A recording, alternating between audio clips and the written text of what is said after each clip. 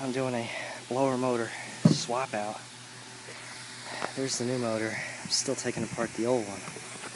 But it is so hot up here that I can't even touch anything. I burn myself on it. Got the fan is the only way I can work, but so far it's up to 118. It's climbing still. But it's so hot up here.